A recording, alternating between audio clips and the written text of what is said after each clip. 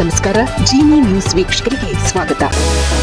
ಮೊಟ್ಟೆ ಸೇವನೆಯಿಂದ ಕ್ಯಾನ್ಸರ್ ಬರಲ್ಲ ಎಂದು ಸಚಿವ ದಿನೇಶ್ ಗುಂಡೂರಾವ್ ಸ್ಪಷ್ಟನೆ ನೀಡಿದ್ದಾರೆ. ಕೆಲವು ಬ್ರ್ಯಾಂಡ್ಗಳ ಮೊಟ್ಟೆಗಳಲ್ಲಿ ಕ್ಯಾನ್ಸರ್ ಕಾರಕ ಅಂಶಗಳಿವೆ ಎಂಬ ವದಂತಿಗಳು ಸಾರ್ವಜನಿಕರಲ್ಲಿ ಆತಂಕ ಮೂಡಿಸಿತ್ತು.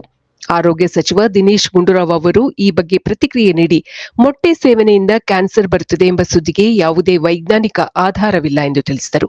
ಹಾಗಾಗಿ ಜನರು ಆತಂಕ ಪಡುವ ಅಗತ್ಯವಿಲ್ಲ ಎಂದು ಸಚಿವರು ಭರವಸೆ ನೀಡಿದರು. ಯೂಟ್ಯೂಬ್ ಚಾನೆಲ್ ಒಂದರಲ್ಲಿ ಕೆಲವು ಬ್ರ್ಯಾಂಡ್ನ ಮೊಟ್ಟೆಗಳಲ್ಲಿ ನೈಟ್ರೋಫ್ಯೂರಾನ್ ಎಂಬ ಆಂಟಿಬಯೋಟಿಕ್ ಅಂಶವಿದೆ, ಇದು ಕ್ಯಾನ್ಸರ್ಗೆ ಕಾರಣವಾಗಬಹುದು ಎಂಬ ವಿಡಿಯೋ ವೈರಲ್ ಆಗಿತ್ತು. ಈ ವಿಷಯವನ್ನು ರಾಜ್ಯ ಸರ್ಕಾರ ಗಂಭೀರವಾಗಿ ಪರಿಗಣಿಸಿದ್ದು, ಈಗಾಗಲೇ ರಾಜ್ಯದಾದ್ಯಂತ ವಿವಿಧ ಮೂಲಗಳಿಂದ 124ಕ್ಕೂ ಹೆಚ್ಚು ಮೊಟ್ಟೆಗಳ ಮಾದರಿಗಳನ್ನು ಸಂಗ್ರಹಿಸಿ ಲ್ಯಾಬ್ಗೆ ಕಳುಹಿಸಲಾಗಿದೆ ಎಂದು ಸಚಿವರು ತಿಳಿಸಿದರು.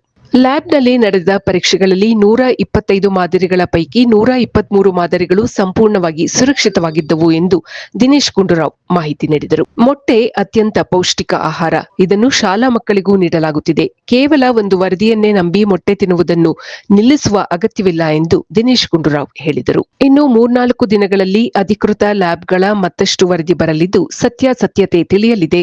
ಅಲ್ಲಿಯವರೆಗೂ ವದಂತಿಗಳನ್ನು ನಂಬಬೇಡಿ ಎಂದು ಅವರು ಸಾರ್ವಜನಿಕರಿಗೆ ಕರೆ ನೀಡಿದರು.